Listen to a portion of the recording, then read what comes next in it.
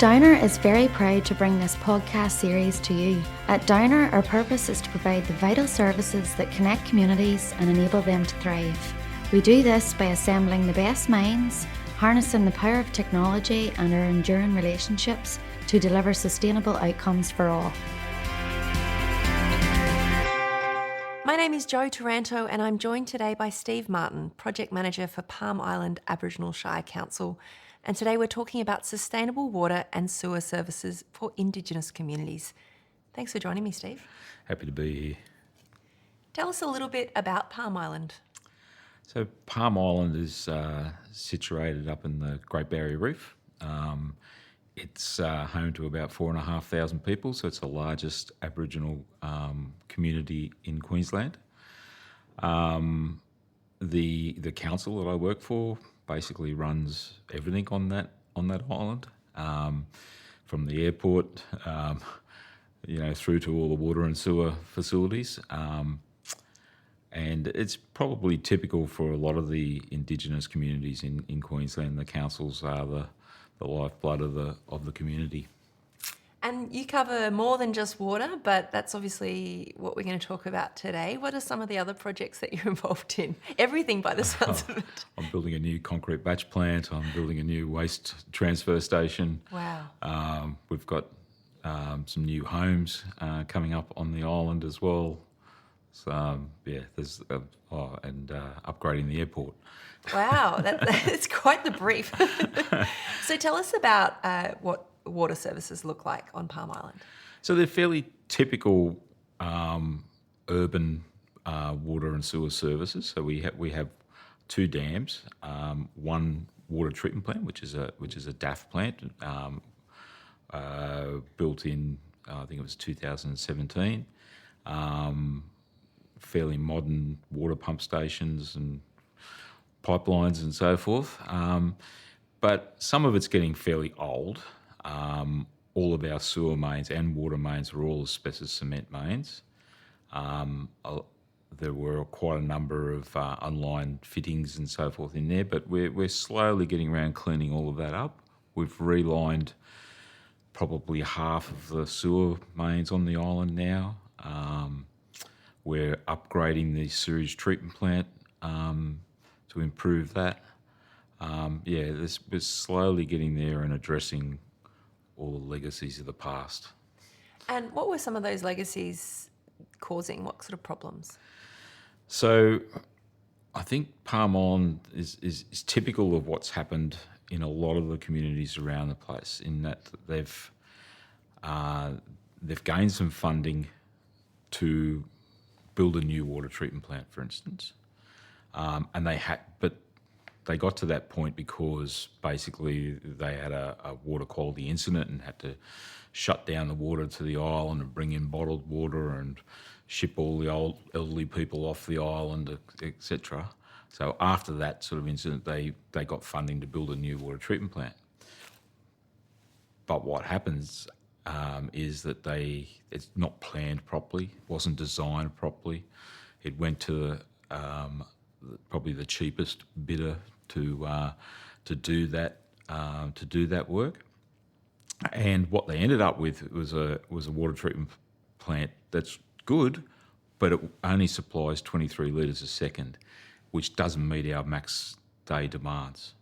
So here we are 5 years down the track saying we need another water treatment plant, or we need to build something, add something onto the one we've got. We've got to spend more money.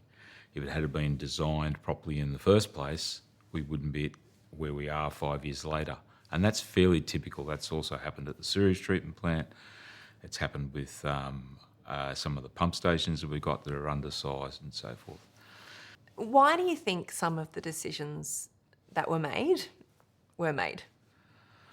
I think we probably need to go right back to how is the money provided for this work, because Palm Island is a council, and like lots of councils around Queensland that look after the water and sewer, they raise money through rates. Palm Island can't raise money through rates. So we get what's called a rates equivalent from the state government, And for us on Palm Island, that's about $1.5 million a year to run the water and sewer, which doesn't even cover the wages of the people that are there. So we've got no money for chemicals and spares and all the other things that you need, the consumables you need to run a water and sewer facilities on the island. So we take on other work, project work and so forth, to offset the wages part, which then gives us enough money to do the rest of it.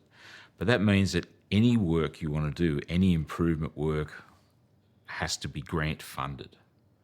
And in Queensland, there's lots of different funds out there where you can get money, but they've all got conditions on them. And those conditions basically drive what you're able to do. So, for instance, some of the funds that are out there say you must be shovel ready. You must have already had the design. You must have started the procurement. You must be ready to go. We can't do that because we can't afford to hire a consulting firm to do the design for us. We can't afford to start doing the procurement before we have the money. So what these all the Indigenous communities are forced to do is to do a design construct project. And when you do a design construct project, the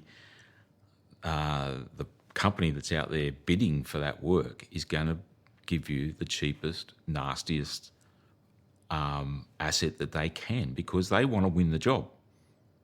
And so they know that it's going to be chosen on least cost or lowest cost. So you will get the cheapest thing that somebody can design to actually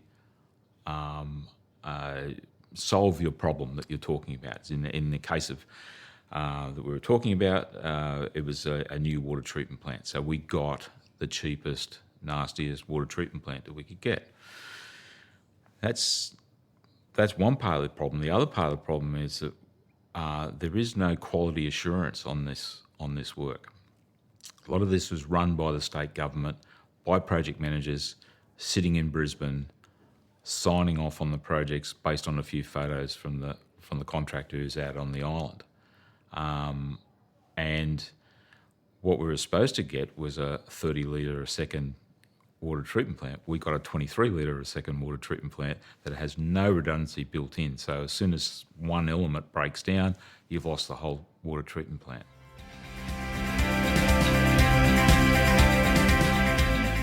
You're listening to the Australian Water Association podcast series, and I'm speaking with Steve Martin from Palm Island Aboriginal Shire Council.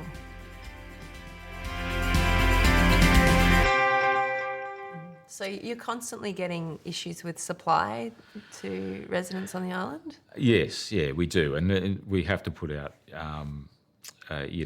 restrict your water usage. We have to be driving around telling people to turn off hoses and sprinklers and things like that, because we can't keep up with the demand on the island. And because we are remote as well, if we do have a breakdown, say, we had a compressor go down, one compressor, it drives most of the things in the water treatment plant. It took 5 days for us to get a new one to the island and get it installed. So that's 5 days where we weren't producing water at all for the community. So, very lucky it was in winter, and it also happened to be a bit of a rainy time, so we actually got through those 5 days. But if it happened in the middle of summer, we wouldn't have got through. Obviously, that's really concerning in terms of resilience and, just providing an essential service for the community. What would you like to see be done differently? First of all, we need to go back and change the way that we're funding these communities. Instead of having competitive funding, so when a new funding proposal comes out, we've all got to write expressions of interests and project plans and everything to try and win some money within that fund. What these communities need is guaranteed funding and locked in over about a 5-year period.